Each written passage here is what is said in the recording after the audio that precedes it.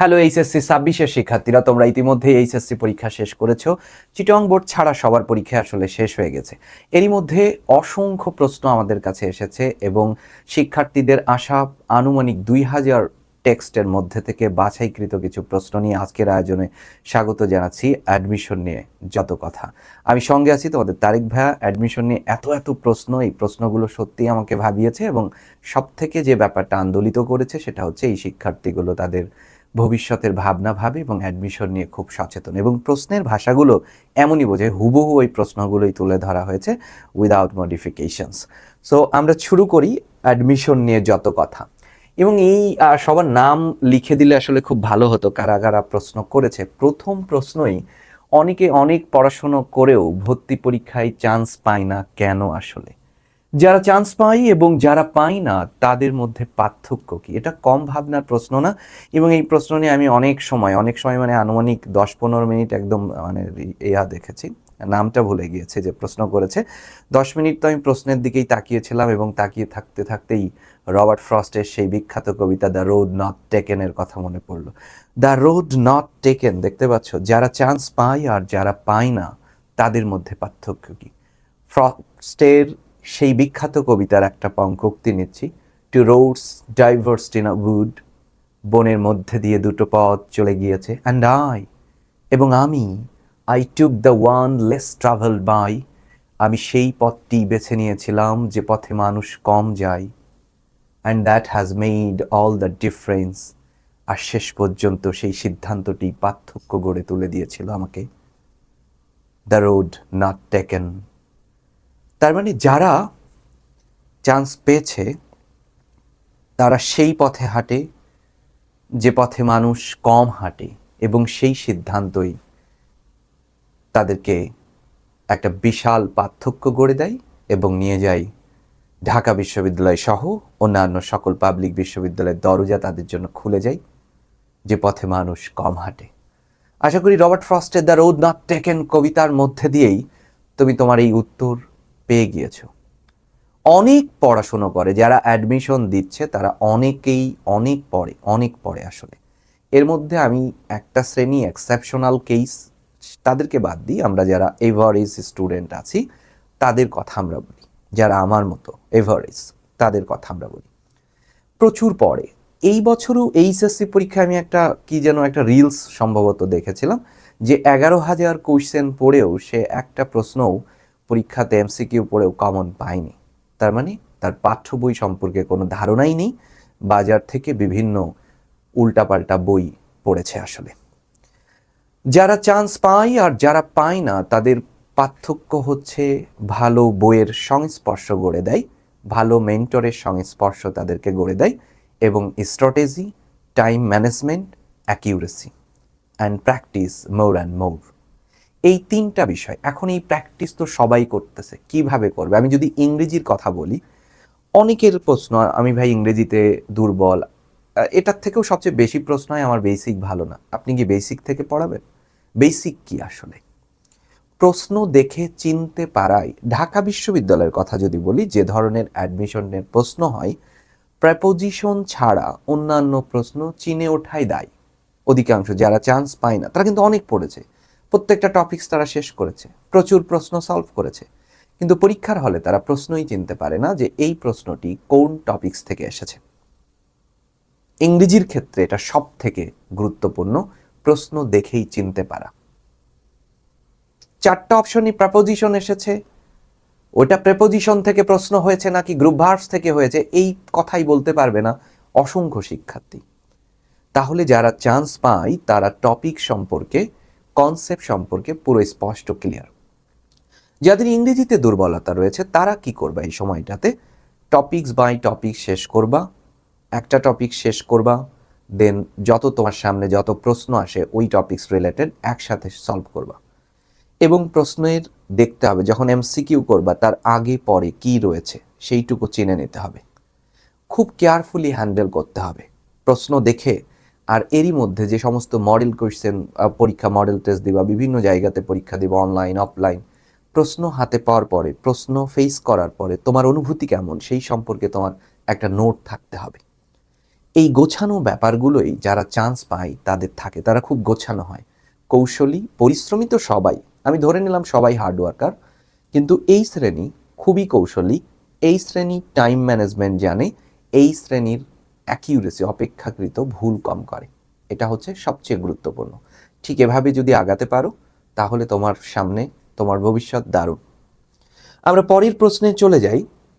বিশ্ববিদ্যালয় ভর্তি প্রস্তুতির জন্য অনলাইন নাকি অফলাইন কোনটি বেশি কার্যকর? আসলে জেলা শহরে বা বাসায় থেকে অনলাইনে পড়েও কি ভালো জায়গায় চান্স পাওয়া যায়, নাকি ঢাকায় গিয়ে কোচিং? না, যারা আর্টস কমার্সের আছো একেবারেই, বা যে কোনো গ্রুপেরই হোক, ঢাকায় এসে যদি জেলা শহরে থাকো বা তোমার মফস্বলে থাকো, ঢাকায় আসার কোনো মানেই হয় না। একদম আমি অফলাইনের ক্লাসের সাথে অনেক দিনের সম্পর্ক, অনেক দিনের সখ্যতা, এবং এই সম্পর্ক এবং সখ্যতা থেকে আমার যে ভাবনা, একেবারেই একদমই খুব কম টিচার আছে যারা আসলেই ক্লাসে পড়ায়, খুবই কম সেটা। আর কোচিংয়ের ব্যাপারটা কি হয়, সব কিছুই তো আমি তো মানে, বা আমি ছাড়াও আরও এডটেকে যারা কোর্স করাবে কেউই তো ফ্রি করাবে না, তাই না? বাণিজ্যিক ভাবনা সবারই আছে, অপ্রিয় সত্য। অফলাইনের কোচিংগুলোতে সেটা অনেক বেশি। এখানে বিভিন্ন ক্যাটাগরির টিচার থাকে, খুব ভালো করে আলোচনা শুনবা। এই জায়গাতে ঢাকায় এসে কোচিং করবা কিনা এইটুকের উত্তর আগে দিই। এখানে বিভিন্ন ক্যাটাগরির টিচার থাকে। যেহেতু আমার অ্যাডমিশনের 1 দশকের ক্লাস নেওয়ার অভিজ্ঞতা, আমার ক্লাস পেমেন্ট আর যে ফার্স্ট ইয়ার সেকেন্ড ইয়ারে থেকে ক্লাস নেওয়া শুরু করতেছে তার ক্লাস পেমেন্ট এক হবে না। বেসিক কনসেপ্ট কিন্তু বুঝবা। এমনও দেখা গেছে বেশ কিছু জায়গাতে, আবার আরও আমার থেকেও যারা সিনিয়ররা তারাও নিচ্ছে ক্লাস, এবং ভালো ক্লাস যদি নেয় তাহলে তার থেকে আমার পেমেন্টের কিন্তু একটা পার্থক্য রয়েছে। এবং অফলাইনের কোচিংগুলোতে, ঢাকার কোচিংগুলোতে যেটা হয় সেটা সাধারণত এই ক্লাসের স্লট থাকে। প্রথম সকাল থেকে 12টা পর্যন্ত একজন টিচার নিচ্ছে, পরে আরেকজন নিচ্ছে। এই সকালের ব্যাচগুলোতে দেখা যাচ্ছে অপেক্ষাকৃত ভালো টিচার থাকে, অপেক্ষাকৃত। দেন পরবর্তীতে সেটা নেই, পাচ্ছে না। এই ব্যাচে একটা টিচারের ক্লাস পেয়েছে, আর এক ব্যাচে আর একটা পাচ্ছে। এবং এইখানে যেটা হয় স্টুডেন্টের স্বার্থ দেখা হয় না। স্টুডেন্টের স্বার্থ, আমি আমার ক্লাস নেওয়ার অভিজ্ঞতার কথা বলি। আমি ক্লাসে খুবই স্ট্রিক্ট থাকি, খুবই ডেডিকেটেড থাকি, এবং ক্লাসে এত পরিমাণের আমি চাই যে লেকচার শিটটা দেয় সেটা শেষ করে আসতে। এবং আমার পুরো বিলিভ ইট অর নট, আমার এই নাভি থেকে এই পর্যন্ত পুরো ব্যথা হয়ে যায় ক্লাস নেওয়ার পর্যন্ত। এত কথা বলি, জোরে কথা বলা হয় সেটা তো একটা আছেই, প্রচুর কথা বলা হয়। এবং আমি কেন জানি এইটা আমার এক ধরনের মানে বুঝতে পারি যে বুঝে নাই, এবং এমন সময় বুঝি যে বুঝতেই পারে নাই, ক্লাসের মধ্যেই বোঝা যায়। অফলাইনের এই কোচিংগুলোতে খুবই অসহায় সেটাকে রিকাভার করার, একদমই ভীষণ অসহায়। আমি যদি তাকে জিজ্ঞাসা করতে যাই তুমি বুঝো নাই, কোথায় বুঝো নাই, এবং তাকে খুব দারুণভাবে বুঝালাম, এবং সে অসম্ভব রকম অসন্তুষ্টি নিয়ে ক্লাস থেকে বের হলো, কিন্তু ক্লাসের ফলাফল আমার লেকচার শিট বাকি থাকবে। এভাবে 2টো ক্লাস হলে আবার তুমি আবার রিপোর্ট দিবা যে আমাদের লেকচার শিট তো শেষ হয় নাই। এটা হচ্ছে বিশাল সমস্যা। এরপরে ইংরেজি ক্লাসের কথা আমি বলি। কিছু কিছু কোচিংয়ে সলভ ক্লাস দেয়, সলভ ক্লাস আবার আরেকজন নিচ্ছে। এবং অ্যাডমিশন কোচিংয়ের যারা ক্লাস নিচ্ছে অধিকাংশের মধ্যে আমি দেখেছি নিজেকে দ্বিতীয় আলেকজান্ডার প্রমাণ করার এক প্রাণান্তকর প্রচেষ্টা থাকে, যে আমি দ্বিতীয় আলেকজান্ডার, আমি সব পারি, বাকিরা কিছুই পারে না, এই ধরনের একটা ভাবনা থাকে। ওই যে নিজে যে সব পেরেছি জগতে প্রবেশ করতে, যে কোথা থেকে কোথায় পড়াচ্ছে, বিশেষ করে এইটা তো মানে প্রচুর পরিমাণের অ্যাডমিশন কোচিং। কেন এইটা আবার আমি কিভাবে বুঝি, ওই স্টুডেন্টগুলো বাইরে আবার আমি যে ব্যাচ পড়াই বা আরেকজন পড়াই সেখানে পড়তে আসে। কি বিভৎস, সে ঢাকাতে আসছে কোচিং করতে এসে আবার কোচিং করতেছে, এবং অবশেষে ইন ভেইন। কেন? ওই অ্যাডমিশন কোচিংয়ে যারা ক্লাস নিচ্ছে তাদের এই অবিবেচকের মতো কর্মকাণ্ড, এবং স্টুডেন্টরা তো এই 4 মাস তার কথা বিশ্বাস করে, তাকে পীর বলে মানে, এবং পীরে গাউসুল আজম মনে করে, যা বলে ওইটাই শুনে। ঠিক আছে, কি বিভৎস ক্ষতি হচ্ছে সেটা চিন্তার বাইরে। আমি এমনও দেখা যাচ্ছে ক্লাস নিতে গিয়েছি, ধরো আগের যে ক্লাস নিছে না, বোর্ডে তো কিছু লেখা টেখা থাকে, সেটা দেখে বুঝতে পারতেছি আমার 1 দশকের অভিজ্ঞতায় যেটা বলতেছে ওইটা অ্যাডমিশন রিলেটেড কনসেপ্টই না। কিন্তু সে নিজেকে দ্বিতীয় আলেকজান্ডার প্রমাণ করার জন্য সে ক্লাসে দীর্ঘ সময় ধরে এসব পড়িয়েছে। আমরা যখন একাডেমিক মানে ইউনিভার্সিটি ফার্স্ট ইয়ারের দিকে একাডেমিক ক্লাস নিতে যে এরকম অভিজ্ঞতা হয়েছে, মানে বোর্ডে দেখেই তো বুঝতে হতো আমার এটা একটা সহজাত ক্ষমতা যে কি পড়াইছে আগের ওই সময় তো মানে সব সাবজেক্টের উপর টুকটাক টুকটাক জ্ঞান রয়েছে। দীর্ঘদিন ইংরেজি পড়ানোর ফলে এইটার জ্ঞান হয়তো একটু বেড়েছে, অন্যগুলো কমেছে অথবা ভ্যানিশ হয়ে গেছে। তো একটা টিচার ছিল, আমি নাম বলবো না, এরকম যাই হোক আমার সিনিয়র ভাই, সে দেখি মানে সে মূলত বাংলা পড়াতো, কিন্তু ক্লাসে দেখতাম কখনো সাধারণ জ্ঞান কখনো গণিত, ওনার ক্লাসের পরে আমার ক্লাস থাকতো। তো একদিন ওনার কাছে আমি প্রশ্ন করে ফেললাম যে আসলে এরকম কেন, আপনি তো বাংলা পড়াইতে চান। তো উনি আমাকে বললো যে আমি তো আসলে বিসিএস পরীক্ষা দিব, তো আমি বাসায় যা যা পড়ি ওইটাই ক্লাসে এসে আবার পড়াই, মানে এদেরকে পড়াই, গল্প করে এভাবে ক্লাস শেষ করি। এইরকম অনেক অনেক ঘটনা রয়েছে, এক দশকের অভিজ্ঞতা রয়েছে। বিশ্ববিদ্যালয়ে চান্স পাও, কোনো একদিন বসে আমরা এই নিয়ে কথা বলবো, তোমরাই বলবা তখন যে ভাই কি হয়েছিল, হাসবার বলবা কি পাগল ছিলা। ঢাকার বাইরে যারা আছো ঢাকায় আসার দরকার নেই, এসে অসুস্থ হয়ে যাবা। কৈশোরের এই প্রারম্ভে বা শেষ লগ্নে, যৌবনের প্রারম্ভ আর কৈশোরের শেষের দিকেই মাঝামাঝি সময়টা জীবনের খুব গুরুত্বপূর্ণ, এই সময়কে বিকলাঙ্গ করো না। একবারে বিশ্ববিদ্যালয়ে চান্স পাবা, আসবা। অনলাইন ইনাফ ইজ ইনাফ, বারবার ক্লাস দেখা যায়, কত সেশন হয়, জুম সেশন হয়, সলভ সেশন হয়, কত কিছু হয়, একই ক্লাস বারংবার দেখতে পাচ্ছ, অফলাইনে এই সুযোগ নাই নাই নাই। এরপরে অফলাইনের আরও ঢাকার কোচিংগুলোতে কোনো কোচিংয়ে স্মার্ট বোর্ড নাই। ধরো একটা লেকচার শিটে 100টা প্রশ্ন থাকে, এর মধ্যে তুমি 100টাই ধরো 95টাই বুঝেছো, 5টা প্রশ্ন বুঝো নাই। ওই 5টা প্রশ্ন, 100 প্রশ্নই টাস্ক করা টিচার খুব কম।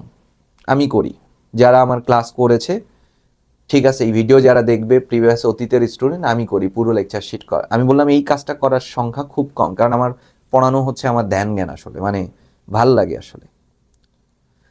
ওই 5টা প্রশ্নই তুমি চিন্তা করো, 5টা প্রশ্ন 4টা অপশন, বোর্ডে লিখে বুঝাতে গেলে কত সময় লাগবে, অনেক কিছুই অ্যাবসেন্স হয়ে যাবে। এরপরেও আবার ওই ক্লাসগুলোর আরও কিছু রং ঢং আছে। সেই রং ঢং হচ্ছে কি, একটা অ্যাটেন্ডেন্স শিট আসবে, ক্লাসে ধরো 50 জন স্টুডেন্ট, 50 জনের ফার্স্ট ক্লাসে যেটা হবে, নাম জিজ্ঞেস করবে ওই যে তোমার ক্লাস নেবে, কোথা থেকে এসেছেন আপনি, কোন কলেজ। এবার শুনতে শুনতে ধরো একটা কলেজের সাথে তার এক স্মৃতি জড়িয়ে আছে, ওটা নিয়ে আলোচনা করবে। এরপর একটা ক্লাস টেস্ট হবে, সেইটার উত্তর বলতে 35 থেকে 40 মিনিটস, আমি অবশ্য নাম ডাকি নাই, আমার অনেক অভিযোগ আছে, সময় নষ্ট হয়ে যাবে। মানে প্রত্যেক ক্লাসেই এইসব ঘটনা হবে। এরপরে তোমাদের কি হচ্ছে, বোরিং লাগতেছে, অনেক কিছু সাইকোলজিক্যাল ব্যাপার স্যাপার আছে। ঢাকার বাইরে থেকে এসে ধরো হঠাৎ দেখলা যে ঢাকার কলেজগুলোর, Notre Dame, Holy Cross, city college, রাজুকের একজন একটু বেশ তোমার থেকে মনে হচ্ছে ভালো পারতেছে, ও তোমাকে হতাশ করবে, এ এত কিছু পারে, হায় হায় আমি তো কোথায় আছি। এই সব কিছু থেকে, অর্থাৎ মানসিক জায়গা থেকে মুক্তি পেতে হলে তোমাকে না আসাই ভালো, এই চাপ থেকে বাঁচবে। এবং অনলাইন যথেষ্ট, প্রয়োজনে তুমি ওই টাকার অর্ধেকের টাকা দিয়ে আরও 10 জায়গায় তুমি পরীক্ষা দাও, কোনো সমস্যা নেই। চলে আসি আমরা পরের প্রশ্নে। এইচএসসিতে জিপিএ পাস না পেলে কি বিশ্ববিদ্যালয়ে চান্স পাওয়ার সম্ভাবনা কমে যায়? না, কমে যায় না। ফর্ম তোলার যোগ্যতা থাকলেই চান্স পাওয়ার সম্ভাবনা আছে, যদি তুমি প্রস্তুতিটা তোমাকে ভালোভাবে এই 4 মাস নিতে পারো। এই 4 মাস অসামাজিক হয়ে জাগতিক সব কিছুকে দূরে রেখে পড়বা, ভাববা, নিজেকে নিয়ে ভাববা, আত্মকেন্দ্রিক ভাবনা, স্বার্থপরতার মধ্যে দিয়ে তুমি যেতে পারো, তাহলে অসাধারণ রেজাল্ট অপেক্ষা করছে তোমার জন্য। সো প্রস্তুতি গুরুত্বপূর্ণ, এই সময়ের প্রস্তুতি গুরুত্বপূর্ণ। রেজাল্ট যদি বেশি খারাপ হয়ে যায় তাহলে ওই রেজাল্ট অনুযায়ী ওই বিশ্ববিদ্যালয় কেন্দ্রিক প্রস্তুতি নেওয়া প্রয়োজন, তাহলেই হবে। এরপরে একটা কামব্যাক দিবা।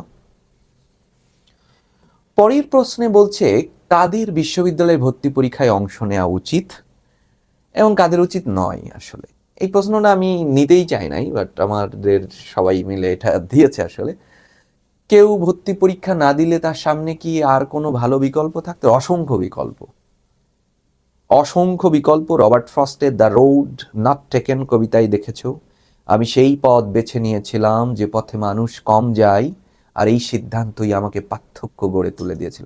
তোমার সামনে এই দ্য রোড নট টেকেন আসলে মানে তোমার জীবনের সাথে চলে যাবে অসংখ্য। আর কাদের পরীক্ষা দেওয়া উচিত আর কাদের আসলে দেওয়া উচিত না, যারা আসলে একটু পড়ুয়া আছো, মানে কথা শুনবা, কমান্ড শুনবা তোমার মেন্টরের, এমন মানসিকতা আছে, হার না মানার মানসিকতা আছে, by hook or by crook পড়তেই হবে, মানে এমন যারা আছো তাদেরকে অ্যাডমিশনে আসা উচিত আসলে সত্যিকার অর্থে। সবাই পরীক্ষা দিচ্ছে, আমিও দিচ্ছি, সবাই একটু ঢাকা দেখতে যাবে, আমিও দেখতে যাব, ল্যাম্পপোস্টের নিচে এসে দুটো টিকটক করব, বিশ্ববিদ্যালয়ের সিঁড়িতে বসে 6টা ছবি তুলব, এই ধরনের দরকার নেই আসলে। এই সময় বরং তুমি উপভোগ করো, হাওড়ের বিলে চলে যাও, কক্সেস বাজারের সমুদ্র সৈকতে এক জলকেলিতে মেতে ওঠো, এটা তোমার জন্য ভালো, তোমার আত্মার উন্নতি হবে, অ্যাডমিশনে আসা দরকার নেই। এছাড়াও তারপরে অনেক কিছু করেই তুমি সফল হতে পারো, অসংখ্য পথ রয়েছে তোমার। তুমি ধরো কোরিয়ান ভাষা শিখে তুমি কোরিয়ায় চলে যেতে পারো, টাকা 2 লাখ করে ইনকাম করতে পারো। তোমার যারা অ্যাডমিশন দিবে, চান্স পাবে, এদের পড়া শেষ হতে হতে তোমার কাছে হয়তো 50 লাখ টাকা থাকতে পারে, একটা গাড়ি কিনতে পারো, আরও অনেক কিছু হতে পারে। এবং জীবনে হতাশ হওয়ার আমি কিছুই দেখি না, অসংখ্য অসংখ্য পথ আছে, অনেক কিছু আছে, দারুণ কাটাতে পারো। এটা নিয়ে আর কথা না বাড়াই আসলে। ইংরেজিতে একেবারে দুর্বল বা শূন্য থেকে শুরু করা একজন শিক্ষার্থীর পক্ষে কি এই 3 মাস, তবে বলতেছে উপযোগী প্রস্তুতি নেওয়া সম্ভব, আর সম্ভব হলে তাকে কিভাবে শুরু করতে হবে। প্রথম কাজ হচ্ছে, যদি প্রথম কাজ একটা কোয়েশ্চেন পাওয়ার পরে ওই কোয়েশ্চেনটাকে চিনতে পারার সক্ষমতা তোমাকে বাড়াতে হবে। ক্লিয়ার? তোমার ফার্স্ট কাজ হবে, যদি বলতেছো কিভাবে শুরু করব, পার্টস অফ স্পিচ থেকে শুরু করো। Parts of speech identification, parts of speech থেকে শুরু করো। পার্টস অফ স্পিচ মাথার মধ্যে যাচ্ছে না, বাক্যে কোনটি নাউন, কোনটি অ্যাডজেক্টিভ, কোনটি অ্যাডভার্ব চিনছো না, কিছুই যদি না চেনো, প্রথমে তুমি একটা বাক্যকে, ভার্বটাকে খুঁজে বের করো, সেন্টেন্স স্ট্রাকচার বোঝার চেষ্টা করো। আর যখন ক্লাস, যেখানেই তুমি ক্লাস করো, যেই টপিক্সের ক্লাস শেষ হয়ে যাবে, ওই টপিক্স রিলেটেড তোমার কোনো দুর্বলতা আছে কিনা এর জন্য তুমি প্রশ্ন ব্যাংক ম্যানেজ করো। অনেক প্রশ্ন ব্যাংক আছে, টপিক্স ওয়াইজ সাজানো আছে বাজারে, অনেক প্রশ্ন ব্যাংক আছে, বই নিয়ে আমি কথা বলবো। সেই বিষয়গুলো তুমি এক একটা টপিক্স বাই টপিক্স, তুমি কি পারতে, কি পারো, কি পারো না, এসব নিয়ে ভাবা দরকার নেই। যেই টপিক্সটা শেষ হয়েছে সেই টপিক্স থেকে তুমি পারো কি না যথেষ্ট, যদি পারো তাহলে যথেষ্ট। আশা করি বুঝতে পেরেছ। পরের প্রশ্নে দেখো বলা হচ্ছে, সব স্টুডেন্ট এরা খুবই, ঢাকা বিশ্ববিদ্যালয়ের রিটেন অংশে ভালো পাওয়ার কার্যকর উপায় কি? প্র্যাকটিস করতে হবে। Sentence making, translation, free hand writing কি নিয়মিত খাতায় অনুশীলন করতে হবে? সেন্টেন্স মেকিংয়ের জন্য আমি টেক্সট বইয়ের কথা বলবো। প্রথমত টেক্সট বইয়ের যে কোনো অধ্যায়, সো আমি একটা অধ্যায় বের করলাম, আমি আন্দাজে বের করছি, দেখি নাই, দেখলাই তো, কনজিউমারিজম। এই যে কনজিউমারিজম শেষ হলো, কনজিউমারিজম শেষ হয়েছে, অধ্যায় শেষ হলো, ঠিক শেষে দেখবা কিছু শব্দ দেয়া আছে, প্রত্যেকটা অধ্যায়তে, প্রতিটা অধ্যায়। আমি এখানে, এটা কোন অধ্যায়? এটা হচ্ছে রিলেশনশিপ। এই অধ্যায়টা শেষ, দেখবা যে শেষে, একদম শেষে কিছু শব্দ দেয়া আছে, ওই শব্দগুলো দিয়ে বাক্য তৈরি করার চেষ্টা করো। প্রত্যেকটা অধ্যায়ের, এই যে এখানে একটা ইউনিট শেষ হয়েছে, প্রত্যেকটা ইউনিটের শেষে কিছু শব্দ দেয়া আছে, সেই শব্দগুলো বাক্য আগে তৈরি করো। যে কোনো অধ্যায়ের শেষে দেখবা কিছু শব্দ দেয়া রয়েছে, একদম একেবারে শেষে কিছু বক্স টক্স করে কিছু শব্দ দেয়া আছে, সেই শব্দগুলো চেষ্টা করো। যেমন ধরো এখানে এটা কি, myths and literature, myths of Bengal, শেষ করার পরে এই যে ডেসোলেট, ওয়েল্ড, হাশ, ডোম, অনেক শব্দের লিস্ট রয়েছে। যে অধ্যায়গুলোতে আছে প্রত্যেক অধ্যায় চেক করো, সেই শব্দগুলোর আগে লেখার চেষ্টা করো। এর মধ্যে থেকে দুটো তো কমন থাকেই সবসময়, দেখা যায়। ট্রান্সলেশন সি ইউনিটের জন্য খুব গুরুত্বপূর্ণ, অন্যান্য বিশ্ববিদ্যালয়ের সবার জন্যই গুরুত্বপূর্ণ। ট্রান্সলেশন করতে হবে, ট্রান্সলেশনের কিছু নিয়ম আছে, সেটা আমরা ক্লাসে করাবো। ফ্রি হ্যান্ড রাইটিং কি ঢাকা বিশ্ববিদ্যালয়ে আসে? ফ্রি হ্যান্ড রাইটিং কি? ফ্রি হ্যান্ড রাইটিং কি? এই তথ্য প্রযুক্তির যুগে তুমি তোমার জেমিনি, গুগল আর চ্যাটজিপিটিকে আস্ক করো ফ্রি হ্যান্ড রাইটিং কি শেখা যায়? প্রথম উত্তর আমি অনেকবার দেখেছি, বলবে এটা একটা মিথ, মাইথোলজি, পৌরাণিক কাহিনীর মতো। আমি যদি তোমাকে এখন উইন্টার মর্নিং লিখতে দিই, তুমি কিন্তু লিখে ফেলতে পারবা, টি স্টল দিলে লিখে ফেলতে পারবা। তোমাকে যদি বলা হয় write a paragraph on the প্লাইট condition of Gaza, গাজার দুঃখ দুর্দশা নিয়ে লেখো, তুমি লিখতে পারবা না। কেন? কারণ তুমি ইনফরমেশন জানো না। ফ্রি হ্যান্ড রাইটিং লেখার মেথড কি আসলে, যা নিয়ে লিখতে হবে তা সম্পর্কে তোমার তথ্য জানতে হবে। তুমি অনেক ভালো ভোকাবুলারি জানো, লিখতে পারবা না। তুমি ব্যাকরণ জানো, ভোকাবুলারি জানো, তুমি লিখতে পারবা না। তুমি ওই টপিকস নিয়ে, এখন যদি আমি geopolitics between Bangladesh and India এটা লিখতে বলি, ভূ রাজনীতি, পারবা লিখতে? একটা লাইন কলম চলবে না, কারণ তুমি এটার তথ্য জানো না। তাহলে ফ্রি হ্যান্ড রাইটিং ইনফরমেশন না জানলে হয় না।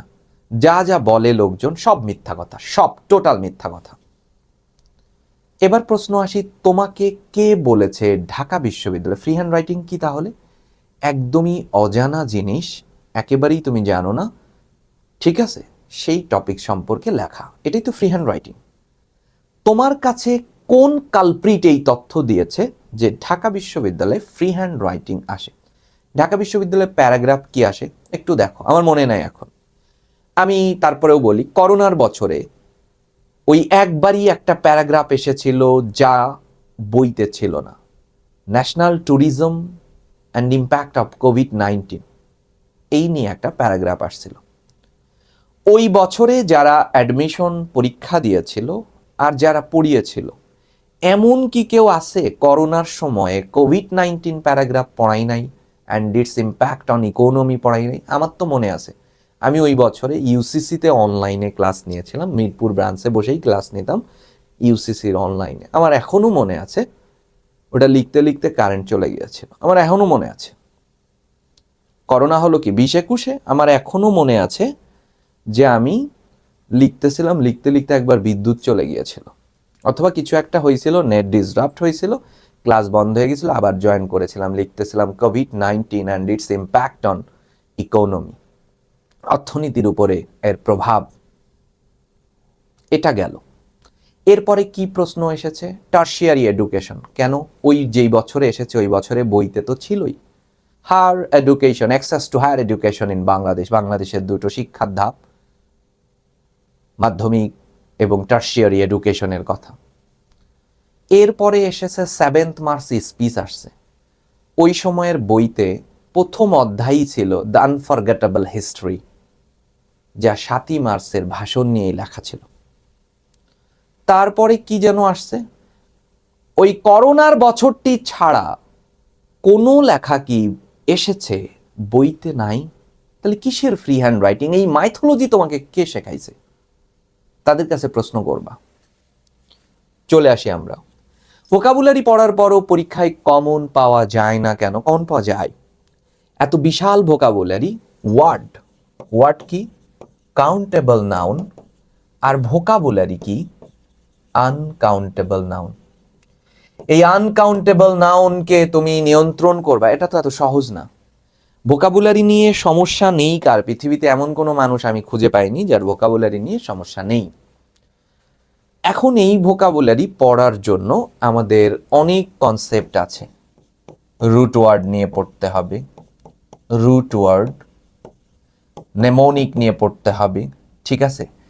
এবং বলেছ কিভাবে সেগুলো নির্বাচন করে পড়বে। কিভাবে নির্বাচন করে পড়বা সেইটা এই সময় নষ্ট করা তোমার, এই সময় নষ্ট করবে আমি সহ বা আমার মতো যারা পড়াচ্ছে তারা, নির্বাচন তো করে দিবে তারা। তাহলে তোমার এখান থেকে ভার মুক্তি হয়ে যাচ্ছ।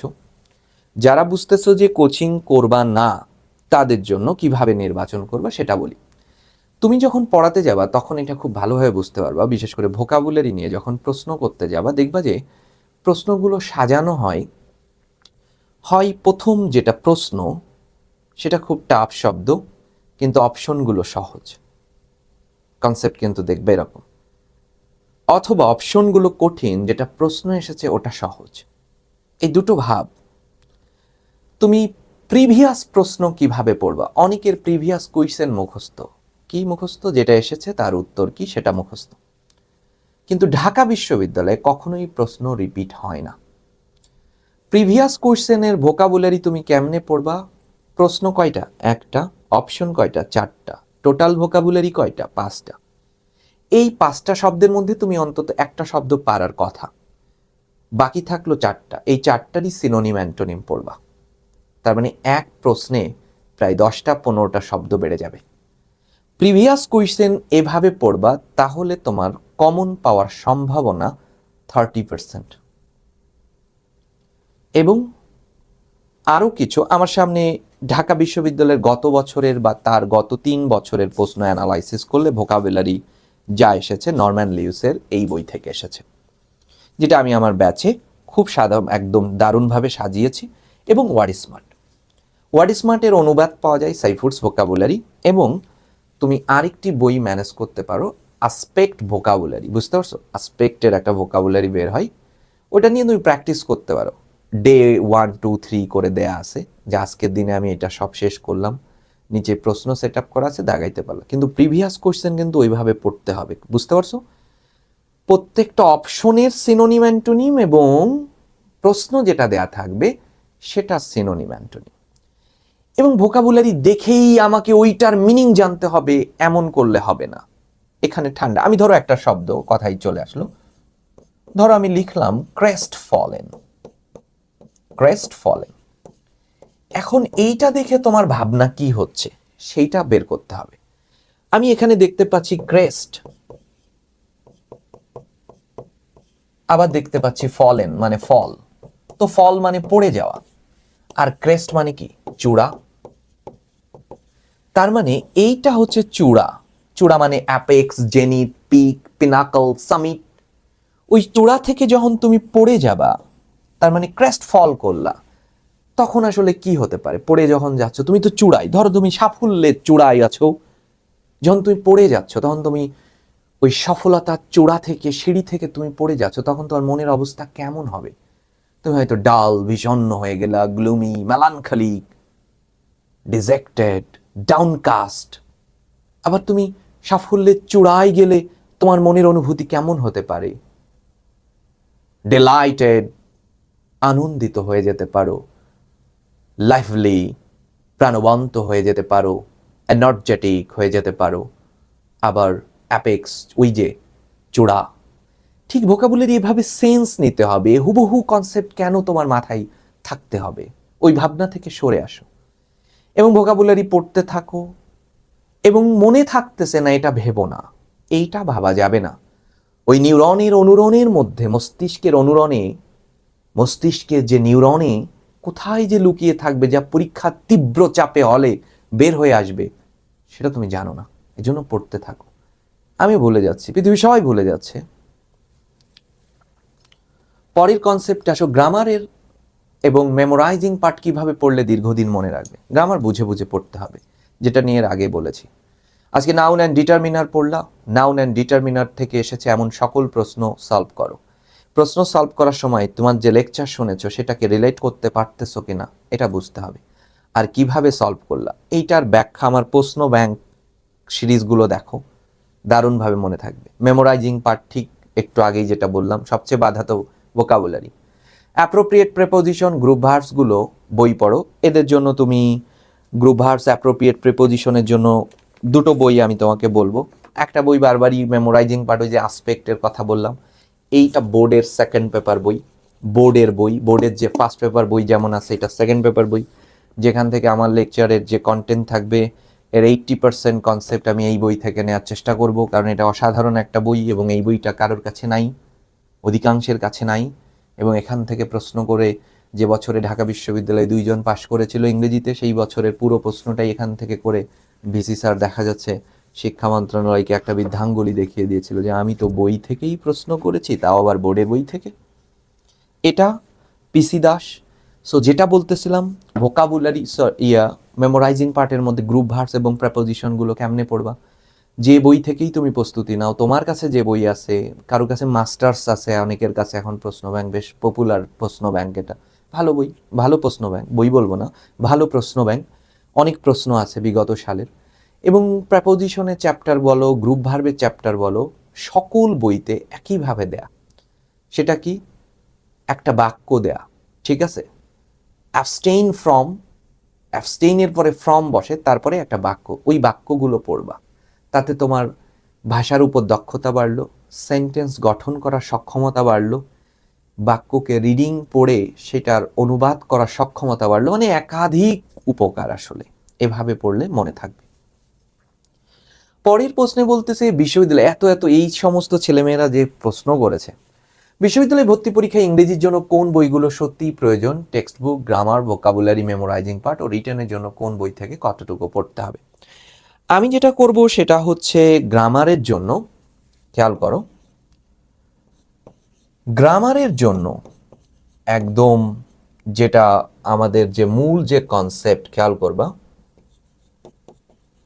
এই ক্লিফস টোফেলটা পুরো শেষ করাবো, কারণ বেশি সময় লাগবে না, আমি জানি এটা। ক্লিফস টোফেল শেষ করাবো।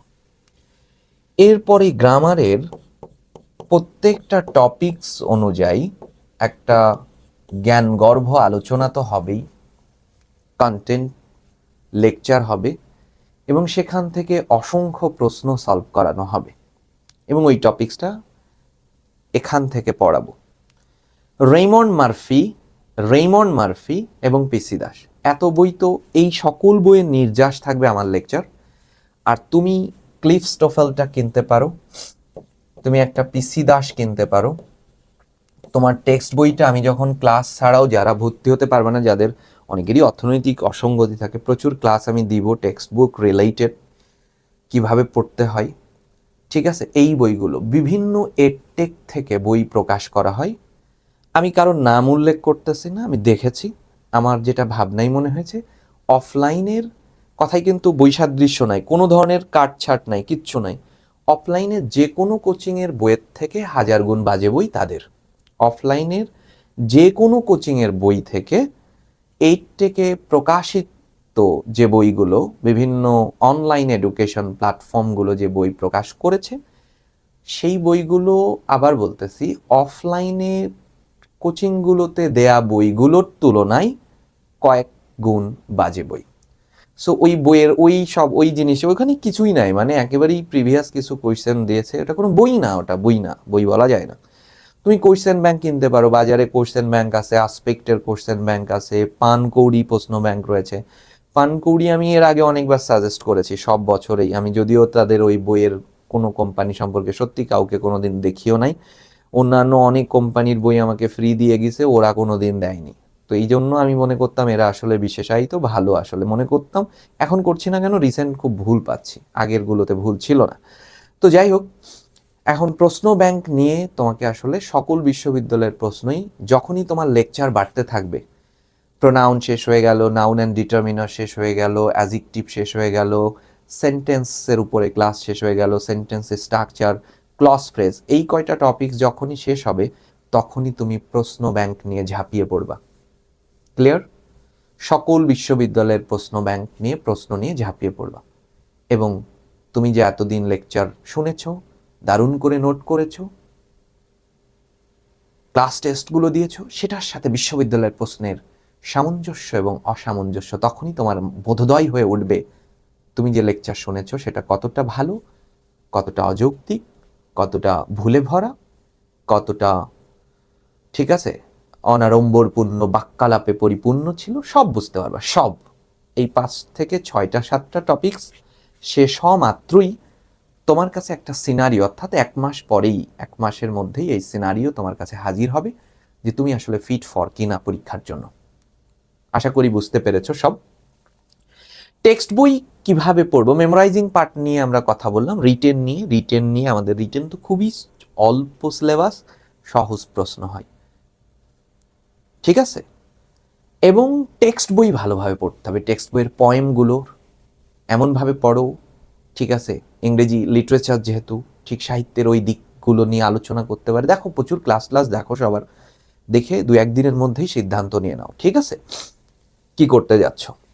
টেক্সট বই যখন রিডিং পড়বা, প্রেপোজিশনের উপর আবার জোর দিবা, গ্রুপ ভার্বের উপর জোর দিতে হবে, ভোকাবুলারির উপরে জোর দিতে হবে, ঠিক আছে? একজন ভর্তি পরীক্ষার্থী দৈনিক কত ঘন্টা পড়া উচিত এইটা আসলে বলা যায় না, তোমার স্টাইল আসলে। তবে আমি কিভাবে পড়া উচিত সেইটুকু আমি বলতে পারি আমার জ্ঞান থেকে, যেটা সেটা হচ্ছে, ধরো যদি যারা অনলাইনে ক্লাস করবা আসলে তাদের ক্লাস তো আসলে সন্ধ্যার পর থেকেই থাকবে। যেমন আমি আমার ক্লাস আসলে একদমই 9:30টার মধ্যে শেষ করে দেব, ঠিক আছে? 9:30টার মধ্যে আমার ক্লাস শেষ করে দেব আমি। তাহলে যদি 6:30 থেকে বা 7টা থেকে শুরু করি, 9:30টার মধ্যে আমি ক্লাস শেষ করে দেব, বা এক্সট্রা ক্লাস নিলে সেটা অন্য একটা টাইমে ফেললাম। 9:30টার পরে তুমি 10টা পর্যন্ত রেস্ট নাও বা 11টা পর্যন্তই রেস্ট নাও, এরপরে তুমি বা তুমি ঘুমায় যেতে পারো। এবং যদি তুমি ওই 10টাই ঘুমায় যাও তাহলে 3:30টার মধ্যে উঠে পড়ো। যদি তুমি 12টার সময় ঘুমাও তাহলে একদম 4:30 5টার সময় 5টায় উঠে পড়ো। ওই 5টা থেকে যদি সকাল 9:30 10টা পর্যন্ত পড়তে পারো, অসাধারণ হবে। আমি যদিও এই স্টাইল চাপিয়ে দেওয়ার কিছু নেই, অনেকে 10টায় ঘুম থেকে ওঠে, আসলে এটাও তার স্টাইল একটা। নিজের স্টাইলে এই জায়গাতে একটু বেশি পরিশ্রম করতে হবে, সো জীবনধারায় একটু পরিবর্তন আনতে হবে। আর যদি মনে করো না বই নিয়ে বসতে পারো তারপরে একদম তোমার স্টাইলে, এই জন্যই বলতেছি অনলাইনে পড়াটা বেটার হবে। কেন? ধরো তোমার একটু শুয়ে পড়তে ইচ্ছা করতেছে, পা উপরে দিয়ে ঝুলন্ত হয়ে পড়তে ইচ্ছা করতেছে, একটু ব্যাকা হয়ে পড়তে ইচ্ছা করতেছে, মানে তুমি কেমনে কমফোর্ট হবা আসলে? এটার জন্য তো তুমি তোমার নিজের একটা জগৎ দরকার, ঠিক আছে? ওই জগৎটাকে ভেঙো না এখন। অনেক মানুষ ধরো ঢাকায় আসলো, এসে মেসে থাকে এক ধরনের কষ্ট, আত্মীয়ের বাসায় থাকে আর এক কষ্ট, বুঝতে পারছো?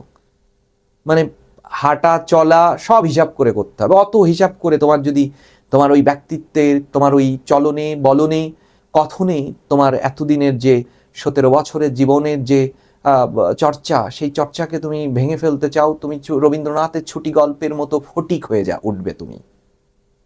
হ্যাঁ, অনেকে মামার বাসায় আসবে, চাচার বাসায় থাকবে, ঠিক আছে, খালার বাসায় থাকবে। এই যে তখন তুমি ওই ওই ছুটি রবীন্দ্রনাথের সেই ফটিকের মতো হয়ে উঠতে পারো, তুমি ঝুঁকি আছে। এই জন্য তুমি তোমার বেড়ে ওঠা জায়গাটাকে ত্যাগ করো না। আগে আমাদের সময় বাধ্য ছিলাম, এখন তো সেই যুগ নাই, ঠিক আছে? কতটুকু পড়তে হবে? আমার 10 ঘন্টা 8-10 ঘন্টা তো পড়তে উচিত আসলে। হ্যাঁ, তুমি এত মানুষকে পরাজিত করবে, আর তুমি তো যোদ্ধা, তুমি কত সময় পড়তে পারবে? তুমি তো একটা দারুণ যোদ্ধা, পৃথিবীর প্রতিটি মানুষই যোদ্ধা। হাজার হাজার শুক্রাণুকে হার মানিয়ে এক মানুষ হয়ে গড়ে উঠেছো তুমি, এক মানুষ হয়ে তোমার পৃথিবীতে আগমন হয়েছে। প্যাসিভ তুমি, মানে পরাজিত করে এসেছো। মৃত্যু তো অ্যাক্টিভ, আবশ্যিক। তোমার জন্ম আমার জন্ম নাও হতে পারতো, তার মানে পরাজিত করে এসেছি, ঈশ্বরের সাথে দ্বিপাক্ষিক বৈঠক চুক্তি করে আমি এসেছি এখানে। আমাকে তো এইসব বলা লাগবে না কিছু। পরের প্রশ্নে আমরা যাই। এত প্রশ্ন করেছে, শুধু শিক্ষকদের ক্লাস ও পিডিএফ অনুসরণ করলেই কি যথেষ্ট? সেই পিডিএফ এর মান কি, সেই ক্লাসের মান কি? এইটা তো আসলে তোমার বোঝার বয়সটাও কম হয়েছে। এটা খুব রিস্কি প্রশ্ন। এই প্রশ্ন করেছে নটরডেম কলেজের একটা শিক্ষার্থী। এই প্রশ্নটা আমার মনে আছে ওনার। সো পিডিএফ সেটা আসলে ওইটার মানটা আসলে কেমন, সেটাই যথেষ্ট। যদি মান খুব ভালো হয়, আসলে অনেক কিছু কাভার করে, নাকি আলাদাভাবে বই পড়তে হবে? অ্যাডমিশন নামক যুদ্ধে যাচ্ছ, তাহলে আলাদা তো কিছু বই পড়তেই হবে। কি কি বই পড়তে হবে আমি আবার বলতেছি। বোর্ডের ফার্স্ট পেপার, যারা ফার্স্ট পেপারের উপরে, বোর্ডের সেকেন্ড পেপারের উপরে একটা নিয়ন্ত্রণ থাকবে। আমি পড়াবো ক্লিপস্টোফেলটা পড়াবো, আমি পড়াবো এই যে এটা পড়াবো, পিসি দাস পড়াবো। এবং তুমি প্রশ্ন ব্যাংক ট্যাং নিতে, হাই স্কুল ইংলিশ গ্রামারটা আমি পড়াবো, কারণ ওখান থেকে আমি দেখছি রাজশাহী বিশ্ববিদ্যালয়ের প্রশ্ন, মৌলিক প্রশ্নগুলো এসেছে। রেয়ন অ্যান্ড মার্টিনের যেটা, এই যে আমার কাছে একটা অরিজিনাল কপি রয়েছে, রেয়ন অ্যান্ড মার্টিনের হাই স্কুল ইংলিশ গ্রামার থেকে বিশেষ করে voice, narration, some peculiarities in voice, number, জেন্ডারের প্রশ্ন রাজশাহী বিশ্ববিদ্যালয় আমি দেখেছি। কারণ আমার কোর্সটা তো ভাই ঢাকা বিশ্ববিদ্যালয় কেন্দ্রিকই। তুমি কি জানো তুমি ঢাকা বিশ্ববিদ্যালয়ে চান্স পাবা? জানোই না তো তুমি। এই আনসার্টেইনিটির মধ্যে দিয়ে তুমি কিভাবে যেতে পারো? সেই জন্য তোমাকে অ্যাডমিশনের প্রস্তুতি নিতে হবে।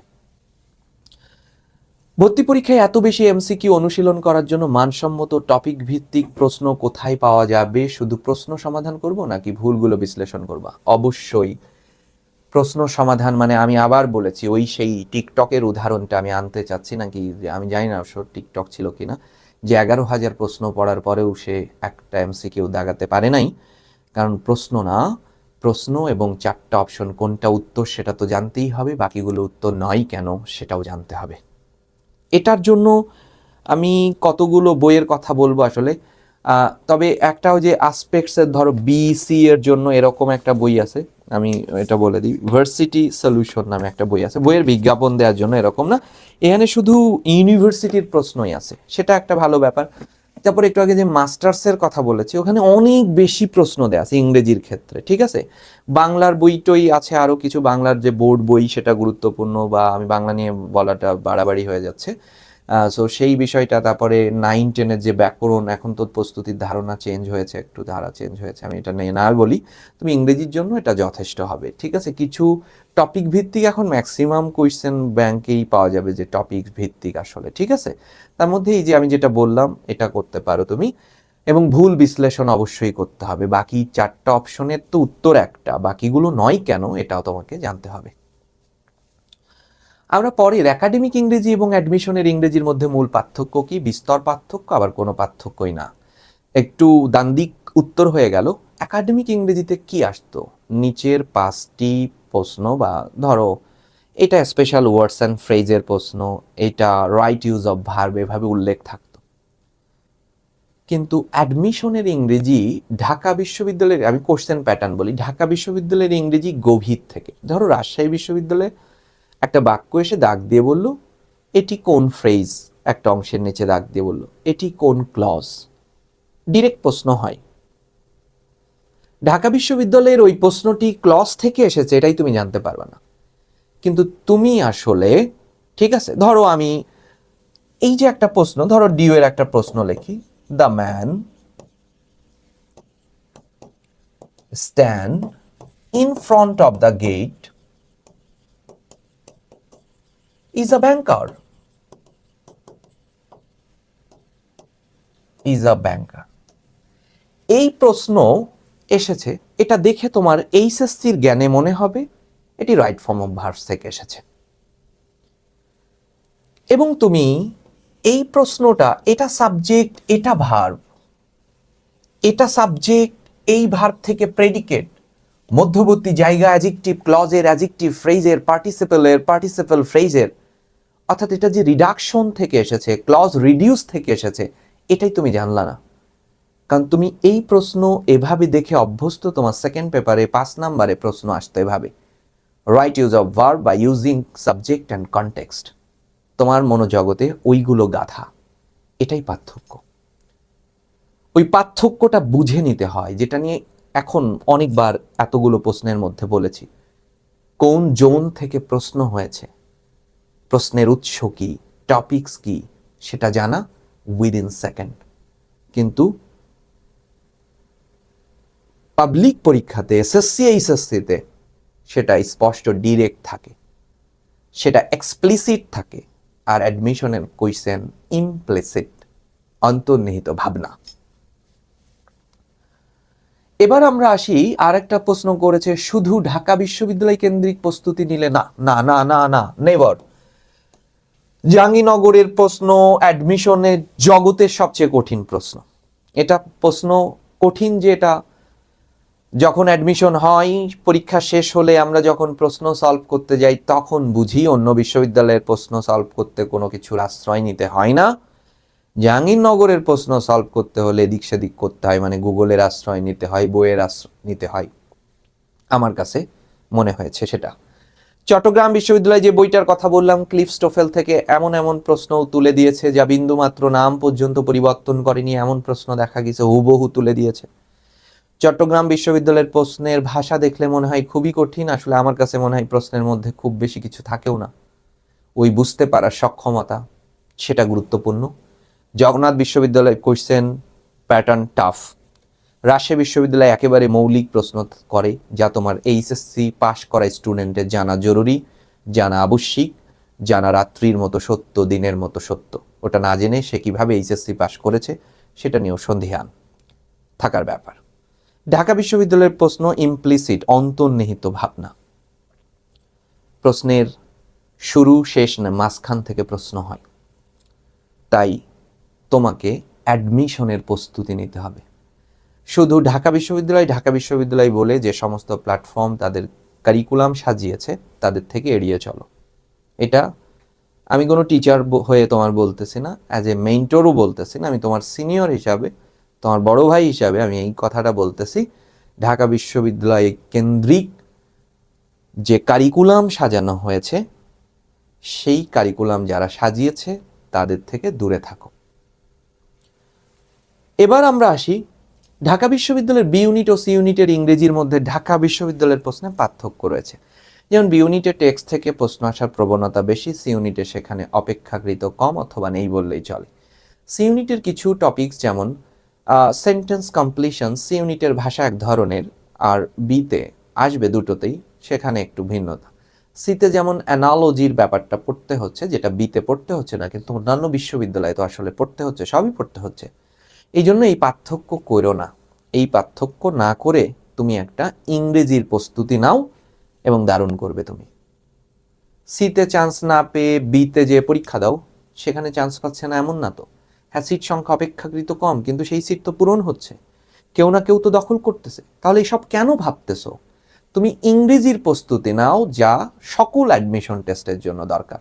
এই পার্থক্য খুঁজো না, তোমার কাছে রিকোয়েস্ট, এই পার্থক্য খুঁজো না। কয়টা টপিকস ভাই, একটা দুইটা টপিকস বেশি পড়তে হয়, এই পার্থক্য খুঁজো না, তাহলে তুমি ইউনিভার্সিটিতে চান্স পাবা। এবং দেখো, বিজ্ঞান বিভাগ থেকে মানবিক বা ব্যবসায়ী শিক্ষা সংশ্লিষ্ট ইউনিটে বিভাগ পরিবর্তন করে পরীক্ষা দেওয়া কি ভালো সিদ্ধান্ত? ভালো সিদ্ধান্ত। তুমি বিজ্ঞানের রস আস্বাদন করতে পারো নাই হয়তো, আমার যেমন বিজ্ঞানের রস, আমি সায়েন্সে ছিলাম কিন্তু বিজ্ঞান আমাকে টানে নাই। ঠিক বিজ্ঞান আমাকে, বিজ্ঞান তো একটা সাহিত্য, বিজ্ঞানের চেয়ে এত বড় সাহিত্য, কিন্তু সেই সাহিত্য সুধা আমি পান করতে পারি নাই। বিজ্ঞানের সেই ভালো লাগা, বিজ্ঞানের প্রতি সেই প্রেম, অমোঘতা, সেটা আমাকে টানে নাই। তখন বিভাগ পরিবর্তনের দিকে চলে যেতে হবে। এটা হচ্ছে ব্যাপার। যে তুমি আসলে এইচএসসিতে কি করেছো, এটা নিজের কাছে প্রশ্ন করো। এই বয়সে তোমার কাছে যদি দ্বিধা মনে হয়, আমি দ্বিধাই বাঁচি, সবাই দ্বিধাই বাঁচে, সবাই দ্বিধা থাকে, যাব কি যাব না, এরকম একটা যে ভাবনা রয়েছে। তারপর তুমি এইচএসসির প্রস্তুতিটা কেমন ছিল? তুমি কি ওয়ান শট ক্লাস করেই প্রস্তুতি নিয়েছো, নাকি টেস্ট পেপার সলভ করেছো, নাকি ফার্স্ট ইয়ার থেকেই সিরিয়াস ছিল? এই তিনটে উত্তর তো তুমি খুঁজে বের করতে পারো। যদি ফার্স্ট ইয়ার থেকেই সিরিয়াস থেকে থাকো, তোমার রেজাল্ট যাই হোক না কেন আসলে সেটা তুমি বিজ্ঞানে থাকাই ভালো। আর যদি তুমি ওয়ান শট ক্লাস পরীক্ষার আগের রাত্রে রাত না জেগে ল্যাম্পপোস্টের আগুনে পড়ে, বিড়ির আগুনে পড়ে তুমি যদি পরীক্ষা দিয়ে থাকো, সাধারণ ডেডিকেশন পরীক্ষার আগের রাত্রে, তাহলে তোমার আসলে বি ইউনিটে চলে আসা ভালো। ঠিক আছে, এমন যদি তুমি হয়ে থাকো, ঠিক আছে, একটু খারাপ শোনালো কথাবার্তা, চলে আসা ভালো। কারণ সায়েন্সের কঠিন সাবজেক্টগুলোর তুলনায় তো অপেক্ষাকৃত তোমার কাছে এটা সহজ লাগবে, মজাও লাগবে ইংরেজিতে ভালো করতে পারলে। তবে সেইটার জন্য যেন চরম ডেডিকেশন থাকে, কারণ তুমি যদি মিস করে ফেলো, গুচ্ছের জন্য আবার তোমার স্ব ইউনিটে ফিরে যেতে হবে। সো এইটা আসলে তোমাকে ভীষণভাবে এই কাজটা তোমার করতে হবে। অনেক প্রশ্ন নিচ্ছে বিজ্ঞান বিভাগের একজন শিক্ষার্থীর জন্য ইউনিট নাকি বি ইউনিট। অবশ্যই এই ইউনিটের সেই প্রশ্ন তো একটু আগেই করে দেওয়া হলো। এবং দুই ডিপার্টমেন্টে কি ধরনের বিষয় বা ডিপার্টমেন্ট পাওয়া যাওয়ার সুযোগ থাকবে। তুমি যদি বিতে আসো, তুমি ইকোনমিক্স পেতে পারো, পৃথিবীর সেরা সাবজেক্ট, অর্থাৎ ফিজিক্স কেমিস্ট্রির থেকেও সেরা সাবজেক্ট ইকোনমিক্স। তুমি পাবলিক অ্যাডমিনিস্ট্রেশন পেতে পারো, জার্নালিজম পেতে পারো, অবাধ সব সুযোগ, বৈচিত্র্যময় সুযোগ তোমার জন্য অপেক্ষা করতেছে। ঢাকা বিশ্ববিদ্যালয়ের আইবি এবং সি ইউনিটের প্রস্তুতিকে অবশ্যই একসঙ্গে নেওয়া সম্ভব। আরও ইংরেজির প্রস্তুতি খুব ভালো হবে। সম্ভব হলে কোন প্রস্তুতিগুলো কেমন এবং কোনগুলো আলাদাভাবে নিতে হবে, আগে সি ইউনিটটাকে শেষ করে ফেলবা। এর সাথে একই সাথে প্যাসেজ সলভিংয়ের ক্ষমতা বাড়াও, যেটা আইবিএতে লাগবে, চট্টগ্রাম বিশ্ববিদ্যালয়ে লাগবে, জাহাঙ্গীরনগর বিশ্ববিদ্যালয়ে লাগবে, একই কথা তো, অবশ্যই সম্ভব। এবং চট্টগ্রাম বোর্ডের পরীক্ষা দেরিতে শেষ হয়, শিক্ষার্থীরা প্রস্তুতির জন্য কম সময় পাবে, এইটা আসলে তো মেনে নিতে হবে তোমাকে। মাত্র 2.5 থেকে 3 মাস না, এবার তো 4 মাস সময় পাচ্ছ, ইনাফ, পরীক্ষা দিয়েই ঝাঁপায় পড়ো, কোনো ব্যাপার না এটা। একাডেমিক পড়াশোনা ভালোভাবে করা হলেও অ্যাডমিশনের পড়া এখনো শুরু না করলে কি অনেক দেরি হয়ে গেছে? না, অনেক দেরি হয়ে যায়নি। এখন থেকে শুরু করলে কিভাবে শুরু করা উচিত? টপিকস ধরে অতীত ভুলে যাও, ভবিষ্যৎ ভুলে যাও, শুধু বর্তমানকে উপভোগ করো। আজকে যা পড়েছো তা থেকে সব পেরেছো কিনা তা তোমার ভালো লেগেছে কিনা, তোমার মনোজগতে আঘাত করেছে কিনা, তুমি বদলে যাচ্ছ কিনা, তুমি বদলে দিচ্ছ কিনা, এই ভাবনা তোমাকে এই 30 দিনের মধ্যে, প্রথম 30 দিন খুব গুরুত্বপূর্ণ। এই প্রথম 30 দিন ওই যে বই পড়ার মতো, যদি 6-7 পেজ তুমি একবার পড়ে ফেলতে পারো ভাই, ওই বই তোমাকে শেষ না করা পর্যন্ত ওই চরিত্রগুলো তোমাকে আঁকড়ে ধরবে। মানিক বন্দ্যোপাধ্যায়ের নাম শুনেছ? অপ্রাসঙ্গিক নয়, প্রাসঙ্গিক কথা।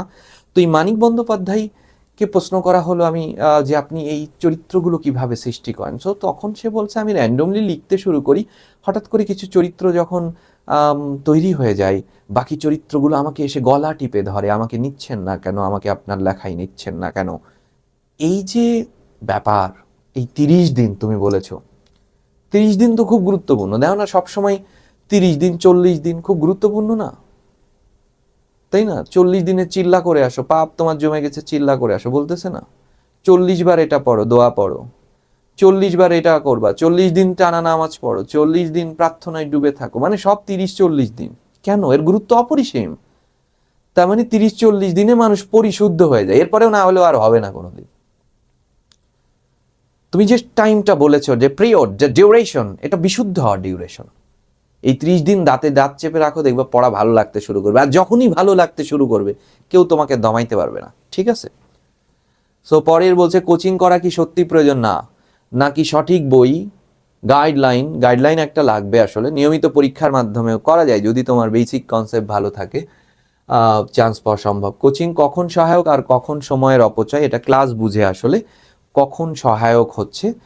ধরো তোমার ওই সাবজেক্টে দুর্বলতা আছে, সেইটা তোমার মধ্যে একটা আরো অনন্য ভালো লাগার ব্যাপার, এরকম আমি অনেক শুনেছি যে ভাই, আমি অনেক শুনছি, এটা আমার আসলে মানে আমার নিজের সুনাম করা হবে, এটা আমি করতে চাই না, বাট কিছু কথা আমার কাছে খুব ভালো লাগে যে আপনি আমার এই সাবজেক্টের ধারণাটাই বদলে দিয়েছেন, এখন খুব ভালো লাগে। সো এইগুলো, এইরকম ক্লাস যদি হয়ে থাকে সব, সেটা খুবই ভালো হবে। সময়ের অপচয় কিনা সেটা 5-6 ক্লাস পরেই বোঝা যায় আসলে। 5-6 অফলাইনের ক্লাসের এক্সপেরিয়েন্স থেকে আমার কাছে মনে হয়েছে যে 5-6টা ক্লাসের পরে আমি তো দেখতাম যে আমার ক্লাস ছাড়া ম্যাক্সিমামই কোচিং ফাঁকা ফাঁকা লাগতো, বেশ মনে হয় অন্যরা আসে নাই। এটা আমি যেই জায়গাগুলোতে অফলাইনে ক্লাস নিয়েছি বা যেগুলোতে বিক্ষিপ্ত, মানে যেটাকে খ্যাপ নেওয়া বলে, ওরকম নিয়েছি, ওইটাই তো বুঝতে পারিনি। আর যেই কোচিংগুলোতে ধরো শুরুর লেকচার 1 থেকে লেকচার 12 পর্যন্ত নিয়েছি, হ্যাঁ, সেইটাই বুঝতে পেরেছি যে আসলে তারা বুঝতে পারছে যে না, তাদের এটা দরকার নেই। কোচিংগুলো কিছু আজাইরা ক্লাসের আয়োজন করে, যার সময় অপচয় আসলে, ঠিক আছে? সো এইগুলো আসলে তুমি বুঝে ফেলতে পারবা। দুটো রয়েছে, যারা একাধিকবার এইচএসসিতে অকৃতকার্য হয়েছে, অথবা এটা তো একটা টাইম ডিউরেশন রয়েছে, তাই না? সো তুমি ধরো গত বছর এইচএসসি পরীক্ষা দাও নাই, ফর্মই ফিল আপ করো নাই, এবার দিয়েছো, দেন পরীক্ষা দিতে পারবে যদি পুরনো স্টুডেন্ট হয়, এরকম। আবার এইচএসসি দিয়েছিল, পাশও করেছিল, ঢাকা বিশ্ববিদ্যালয়ের ফর্মও তুলেছিল, বাট পরীক্ষা দাও নাই, তুমি এবার দিতে পারবে না, ঠিক আছে? এমন একটা ব্যাপার। তারা কি পাবলিক বিশ্ববিদ্যালয়ে ভর্তি পরীক্ষা অংশ নিতে পারবে? প্রাইভেট পরীক্ষার্থী হিসাবে পরীক্ষা দিয়েছে, হ্যাঁ, কিছু এটা সাল রয়েছে সেটা নিয়ে। সেকেন্ড টাইমাররা কোন কোন বিশ্ববিদ্যালয়ে, কেন জাহাঙ্গীরনগরে দিতে পারবে, রাজশাহীতে দিতে পারবে, চট্টগ্রামে দিতে পারবে, ঠিক আছে? প্রথমবারের তুলনায় তাদের প্রস্তুতির কৌশল পরিবর্তন, আমি সব কৌশলই বলেছি, সব সময়ের জন্য একই কৌশল। আর তার সাধারণত প্রচুর পড়েছে, যেটা প্রথম প্রশ্নের উত্তরেই ছিল, কিন্তু গোছানো হয়নি পড়া, সেটা এখন তোমাকে গোছাইতে হবে এবং বেশি বেশি পরীক্ষা দিতে হবে, এবং প্রশ্ন পাওয়ার পরে ওই প্রশ্ন সম্পর্কে তোমার অনুভূতি কেমন হবে সেটা সম্পর্কে 1 সপ্তাহের মধ্যেই বা টপিকস ওয়াইজ একটা করে টপিক শেষ হবে, এবং ওই কনসেপ্ট, যা লেকচার শুনেছো, যা লেকচার তুমি জানো, ওই টপিক সম্পর্কে তোমার ভান্ডারে যে জ্ঞান আছে সেটাকে প্রশ্ন সলভ করতে যাওয়ার সময় অ্যাপ্লাই করতে পারছো কিনা, নাকি বুঝোই নাই ওই জ্ঞান দিয়ে সলভ করা যাবে, এই দুটো পার্থক্য তোমাকে খুব দ্রুত নিতে হবে, তাহলে ইনশাল্লাহ সফল হয়ে উঠবে। এবং জাহাঙ্গীরনগর বিশ্ববিদ্যালয়ের প্রশ্ন বেশি বেশি সলভ করবা, বুঝবা। বিশ্ববিদ্যালয়ের আবেদন, যোগ্যতা, পরীক্ষার তারিখ নিয়ে অলরেডি আমরা একটা পোস্ট করে দিয়েছি, পরীক্ষার সম্ভাব্য তারিখ নিয়ে। আর এগুলো তো এই যে এইচএসসি রেজাল্টের পরেই হবে, আর সাথে সাথে আমরা আমাদের পেজে মনোলগ এডু থেকে দিয়ে দেব। আপনি যদি আবার ভর্তি পরীক্ষার্থী হতেন তাহলে কোন বিশ্ববিদ্যালয় এবং ইউনিটকে অগ্রাধিকার দিতেন?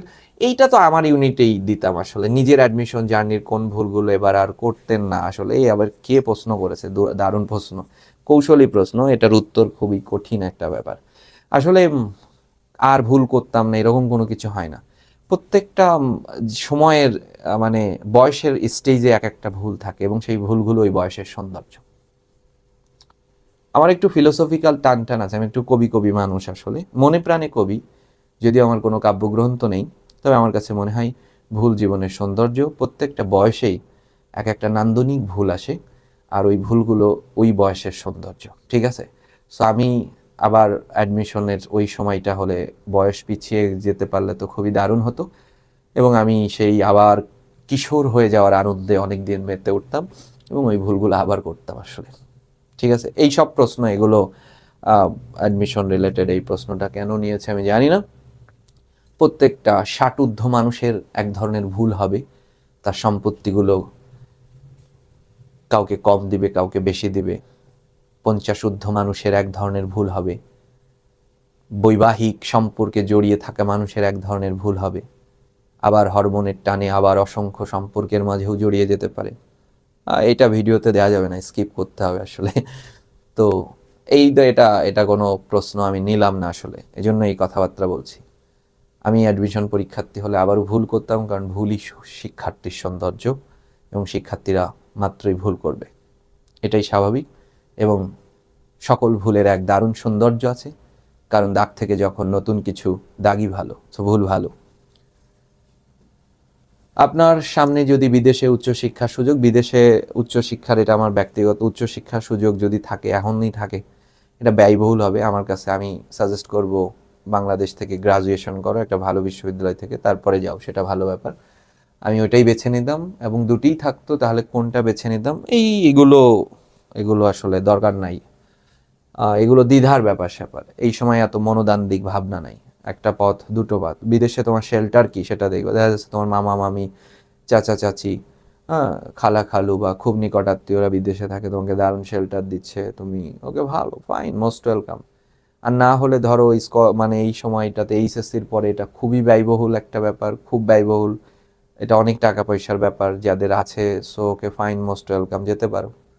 বাট বাংলাদেশে বাঁচার মধ্যে এক ধরনের সৌন্দর্য আছে, অনেক কিছুকে হার মানিয়ে, অনেক কিছু ছেড়ে দিয়ে, অনেক কিছু জয় করে, হেরে হারিয়ে এই যে থাকা, এখানে তো যোদ্ধা জন্ম হয়েছে, ওই যে একটু আগে বললাম না, কোটি কোটি শুক্রাণুকে হার মানিয়ে যে আমার মানব জীবনের জন্ম, এবং সেই জন্মটা আবার এই দেশে আবার প্রতিযোগিতার মধ্যে, এই যে আমি পড়াচ্ছি, কত প্রতিযোগী আমার, সেটার মধ্যে টিকে থাকে, তো এক ধরনের স্বাদ, জীবনের স্বাদ, তাই না? বিদেশে চলে যাওয়া মানে আমার কাছে মনে হয় জীবন থেকে পালিয়ে যাওয়া, বাংলা থেকে পালিয়ে যাওয়া। জীবনানন্দ তো আবার বাংলায় ফিরতে চেয়েছে কাক শালিক হয়ে।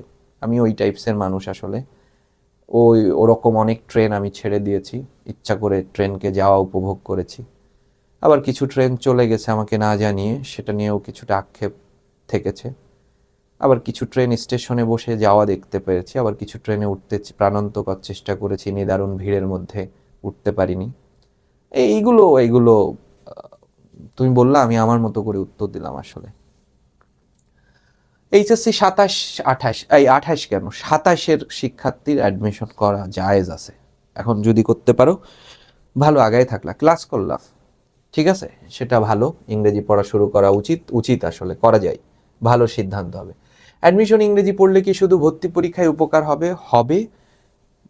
বিশ্ববিদ্যালয়ের পড়াশোনাই তোমার এক পড়াশোনার বিশাল মানসিকতা তৈরি হবে, এবং তোমার পরবর্তী বাস্তব জীবনে আসলে সেটা ভিন্ন, বাস্তব জীবন আলাদা জিনিস। জবের জীবনে তোমার কাজে লাগবে, অবশ্যই কাজে লাগবে, এবং 90%ই কাজে লাগবে। পরীক্ষার হলে জানা প্রশ্ন ভুল হয়ে যায় কেন? এটাই তো পরীক্ষার সৌন্দর্য, তাই না? পরীক্ষার বাইরে যখন হলের থেকে বের হবা, দেখবা চায়ের দোকানে বসে থাকা মফিজ প্রশ্ন দেখে বলবে, আমাদের সময় তো কঠিন প্রশ্ন ছিল, এ তো সহজ। এরপর তুমি তাকে বলবা লজ্জা শরম ত্যাগ করে, ভাইয়া প্লিজ একটু পরীক্ষা দেন, এবং আমার এই পরীক্ষার বিনিময়ে আমার কাছে যা কিছু আছে আপনি নিয়ে যান, পরীক্ষায় সফল কামায়, দেখবা দারুণভাবে ফেল করবে সে। বুঝতে পারছো?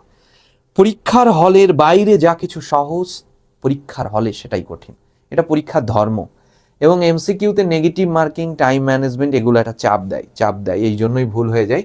প্রশ্ন নির্বাচনের কৌশল কি? তোমার সব থেকে প্রিয় সাবজেক্ট মানে এই না যে দারুণভাবে প্রিয় রং মাসায় তুমি করলা, এরকম না। সব থেকে ভালো পারো যে সাবজেক্ট, কত কম সময়ের মধ্যে পারো, সেইটা নিয়ে আসলে সেই সাবজেক্টটাকে আগে দাগানো উচিত, ঠিক আছে? এবং কম সময়ের মধ্যে একজন শিক্ষার্থী কিভাবে বুঝবে তার প্রস্তুতি সঠিক পথে চলছে? যখনই প্রশ্ন দেখেই চিনে ফেলতে পারবে। কমার্সের স্টুডেন্ট অ্যাকাউন্টিং প্রশ্ন দেখেই বুঝে ফেলতে পারবে কি এসেছে, ইংরেজি দেখে বুঝে ফেলতে পারবে, তখনই বুঝবে তার প্রস্তুতি সঠিক পথে চলছে। অর্থাৎ প্রশ্ন চেনা খুব জরুরি। কিভাবে সলভ করবে দেখা মাত্রই প্রশ্নের কোথায় নক করলে উত্তর আসে এই সব দেখে যখন সে চিনতে পারবে তখনই সে বুঝবে তার প্রস্তুতি সঠিক, আর কোনো কথা এখানে নেয়ার মানে নেই। এটা ছিল অ্যাডমিশন নিয়ে যত প্রশ্ন, 2000 প্রশ্নের মধ্যে আসলে এই প্রশ্নগুলো সিলেক্ট করা হয়েছে, এবং আমারই তো একটা পরীক্ষা নিয়ে নিলা তোমরা, ঠিক আছে? সো এই ভিডিওটা একটু মনোযোগ দিয়ে দেখো, কারোর কথাবার্তায় কান দিও না, আসলে একদম একেবারে সলিড থাকো, সলিড। তাহলে অ্যাডমিশনের যাত্রায় দেখা হচ্ছে, এবং আমাদের দোয়া থাকবে তোমাদের সাথে, তুমি যেখানেই পড়ো, যার কাছেই পড়ো, যেভাবেই পড়ো, অনেক অনেক দোয়া যেন তুমি বিশ্ববিদ্যালয়ে চান্স পাও। সবাই ভালো থাকবা, আল্লাহ হাফেজ।